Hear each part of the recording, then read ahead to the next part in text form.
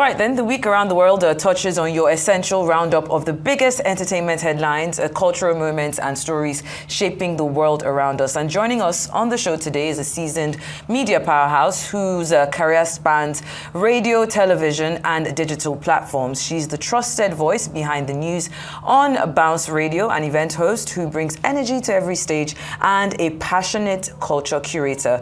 Please welcome the ever-dynamic Amiola here to help us unpack the week that was with insight, wit, and the bounce of pop culture. I did that. Nice Favorite word. Welcome to the show. Thank you for having me. It's very nice to be here. Yeah, it has been quite an eventful week, in the entertainment space. The first one we're starting with is not so great news, but of course it's something that we have to talk about. The Nigerian film industry, of course, is mourning the passing of beloved filmmaker Kayode Peters, known for My Flatmates and Crazy Grannies. Now, fondly known as KP, the director and producer whose projects brought joy and laughter. Can we actually see Kayode Peters, the person who's passed away peacefully on June 28, 2025 in Toronto, Canada, after a long illness. Now, since the announcement was shared by his family through his official Instagram page, tributes have been pouring in from across Nollywood. Many remembering him not just as a gifted creative, but as a kind, generous man who opened doors for others. Amiola, of course, this news came in over the weekend. I believe it was on Sunday evening. By Monday, it was confirmed that he had indeed passed away. Your thoughts, findings? I mean, you did say that he died peacefully, which is always good to hear that somebody died peacefully, but it's always still a very sad thing when someone dies because no loss is ever easy. And the fact that he was such a force, I feel like sometimes when people die, you only really get to hear about the great things they've done after they've passed. And then people coming up to say, he opened doors for me, people would have just seen him, or lots of us would have just seen him as this quiet guy who is like a director and producer and works his magic behind the scenes. But having to hear people say how much he came through for them and how he opened doors, it's always really heartwarming to hear things like that. But it's definitely a great loss to the entertainment industry as a whole, I believe. Yeah, definitely. Well, when we say peacefully, 49 years is actually too early for peaceful, transition. But like you said, I mean, may the soul of the party rest in peace. Moving on to the next story now. This has been the biggest story for some weeks now. In a dramatic turn of events, music mogul Sean Diddy Combs has been found guilty on 2 charges, but acquitted of racketeering and sex trafficking. He faces a maximum of 20 years in prison for transportation to engage in prostitution related to Cassandra, Ventura, and Jane. Now, the courtroom was tense as the partial verdict was read, clearing Diddy of count 1, which alleged that he was involved in an organized criminal enterprise. The remaining 4 charges still hang heavily over the case, including accusations related to sex trafficking and alleged transportation of Cassie Ventura and another woman referred to as Jane for prostitution. And this partial verdict comes amid intense media attention and public scrutiny as the trial delved deeply into disturbing allegations. The legal battle is far from over as the world awaits, of course, they've given their should I say the results. So on Diddy Combs, do you think this is a fair judgment from your own take? I mean, found guilty on 2 charges, and the main ones that people were actually looking for today was racketeering, was taken out, or he was found not guilty. But do you think this is fair?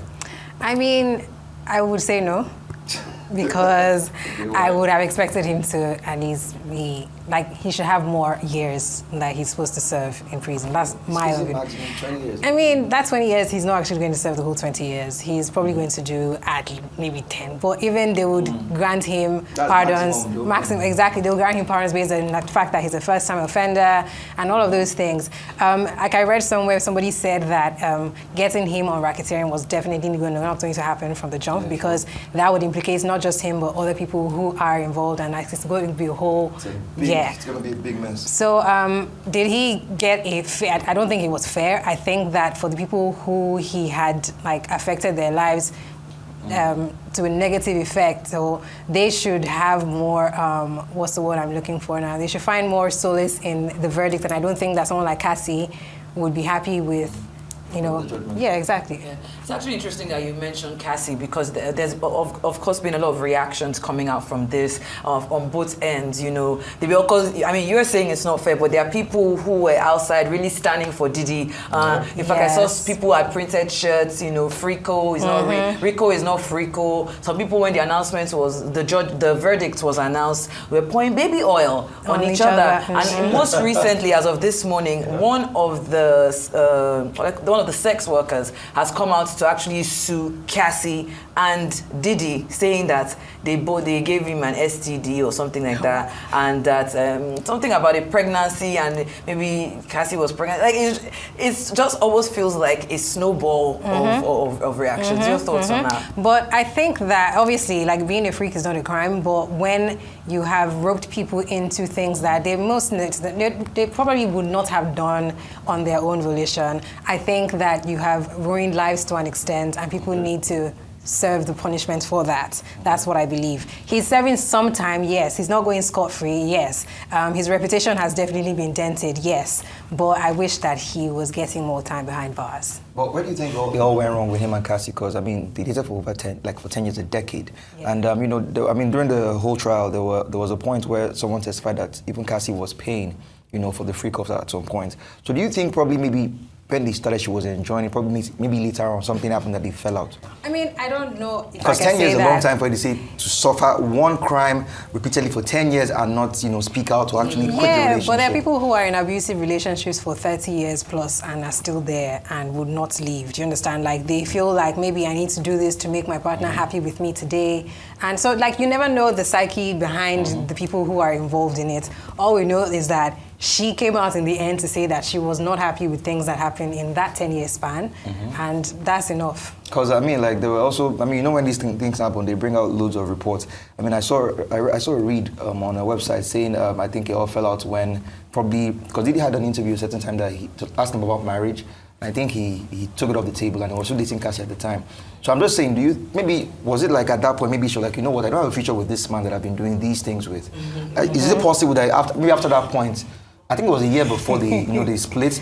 After that, like, you know what am I actually doing with this man? We've had 10 years and nothing. I mean, it's not impossible that could have triggered something, but the fact is that all these things did happen. Sure. I mean, that video of him beating her, dragging her along the hotel hallway was horrible to see. So those things did happen. Whatever triggered her coming out to say, I'm done with this and this is not right is, I don't know. We should thank God for that, but like, they did happen. All right. All right, then let's move on to our next. I mean, this is still touching on Diddy, but we've spoken on that long enough. So let's move on very quickly to our next story. Angélique Kidjo is making history. The 5-time Grammy Award-winning singer is set to become the first African artist ever to receive a star on the Hollywood Walk of Fame. Now known for her powerful voice, genre blending music, and electric stage presence, Kidjo will be honored in the recordings category alongside global stars such as Miley Cyrus, the Clark sisters, and others.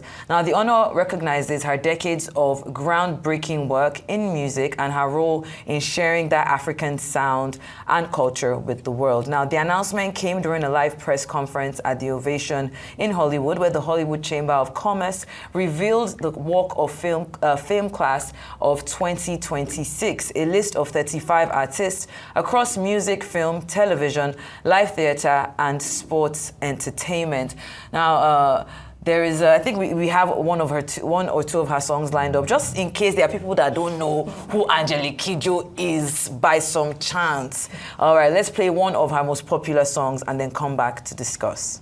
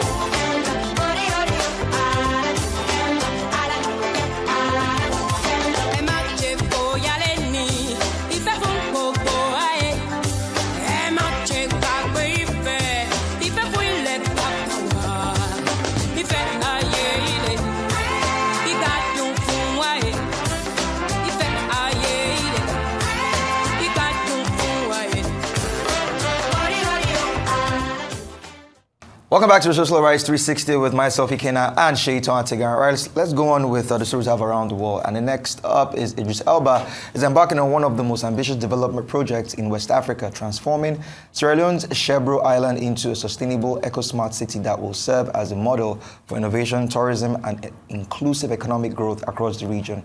Together with his childhood friend and business partner, Siaka Stevens, Elba co-founded Shebro Alliance Partners in 2019 with the long-term vision or mission of turning Shebro Island into a thriving large-scale eco-city.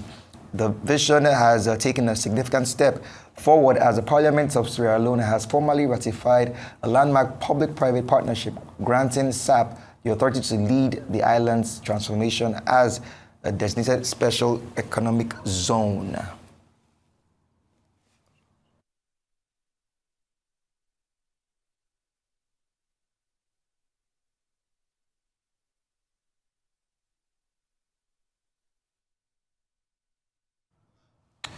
Right. All right then. Think about this. We had Akon, come out with what was the name of that city, Seth? I don't remember. But Akon had something similar in Senegal, where he was trying to build a city. Now we have Idris Elba. Do you think more of our African brothers in Hollywood should come back and do the same? I mean, I think it's very impressive that they're also trying to grow Africa as opposed to just being abroad and doing things abroad. I know that Idris Elba has been very invested in Africa as a whole. He was in Nigeria last year. I think he partnered with Mwabudu, to do some work together. And he's on this role where he's trying to make Africa the hub for everything that has to do with creativity and innovation. So I think it's very commendable, definitely. It's a win for him because I know that they've been working on this for years. And for it to finally be passed into a bill, I think it's fantastic. Yeah, and all the way in Sierra Leone as well, because I mean, he has said that he has Ghanaian parents, but he was raised in a Sierra Leonean household, so I can imagine why he has like an emotional connection to that country, to Ghana as well, and thankfully to Nigeria. I actually went to find, there was, I don't know what's going on today, maybe because it's raining, so everybody's feeling cold, but I was going to pull that up to surprise you. It was a picture that you had taken with Idris Elba when he was in Lagos, and we're having those like serial meetings back to back. With this will be the great time to pull it up, director, where we're having those meetings back to back about how to push the creative economy forward, as it were. But let's move on now to our next story. Grammy-winning singer and global star Tems has unveiled the Leading Vibe initiative, a heartfelt project created to uplift and empower African women making waves in music. Now, drawing from her own self-taught journey, one marked by resilience, risk, and raw talent, Tems is now paving a way for others. Now, the initiative is focused on supporting women who are boldly breaking boundaries, challenging norms, and shaping the future of African sound. The movement begins this August in Lagos with plans to reach across the continent, creating space for mentorship, growth, and real opportunity. Women writers. That is why I'm starting the Leading Vibe initiative for the ones that believe, for the ones that have a desire to be heard and a dream to be seen, the ones who dare to be different and who are just waiting for that one space that they can express and be the best versions of themselves, the ones who are not afraid to lead. It's a movement, it's a network, it's a wave built for women, by women, from the continent to the world. Now is the time to rise, the time to be seen, the time to be heard, the time to believe and to bet on yourself. You don't need to wait any longer. The time is now. So let's take that leap together. We are the Leading Vibe and we're just getting started.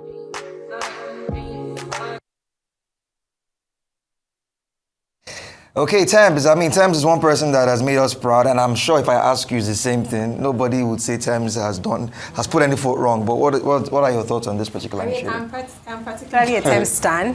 I feel like Tems does no wrong in my eyes, and so It's Thames, yes. So she's been It's Thames. like 100 over 100 ever since she came out. Yeah, I think that she's actually only gotten better and better, Yeah, sure. and with everything. Like I remember seeing her perform when she just started, and she was so shy, and then still getting to see her like this, and even like dancing on the stage is very, very amazing. But this in particular, like she has always said, when she started doing music, she was producing for herself because she couldn't really afford to pay producers, and so that's why she started to learn to do things by herself. So her creating a path for people who are women. Exactly, women who are trying to make it in the industry. For women, Yeah, for women. particularly for men. women. Yeah. They went to look to Olamide and they look at the big three now. And I think that it's amazing because it's not just people who are singing, it's also like sound engineers, producers, all of that. And I know there's like 15 to 20, it's lot for 15 to 20 people. So it's very small, and obviously people would have one-on-one experience with each other and get to learn from each other. So I think kudos to Thames, and with her, yeah. Kudos to Thames, you know, keep doing no wrong. The men, yeah, do something for the men. For the women, they see now, see. What's all that? Well, there's so many things for men. Don't I mind think that. that women don't Please have. mention like what? Just Which everything initiative? that exists Burna Boy is for kicking men. men. Kicking men on stage. Burna Boy, that's what he's doing for men. Davido, Lati slapping men. Sometimes, like, what are you doing for men? Well, Wizkid is not doing anything now. Wizkid? He's not Ignoring men. He's ignoring men. So who else? Rema is paying attention to the women. So the men. All right, I will look into it. We'll look into it. it. Yes, now, is it my fault? We have to Two-Face doesn't have time for Speak men to the right men now. we know. Yeah, so like if you check it, the men are on their own. Yeah. It's cold outside, so sorry. Literally, and in the studio. Thank you so much for being on the Thank show you for today. We having me. appreciate you.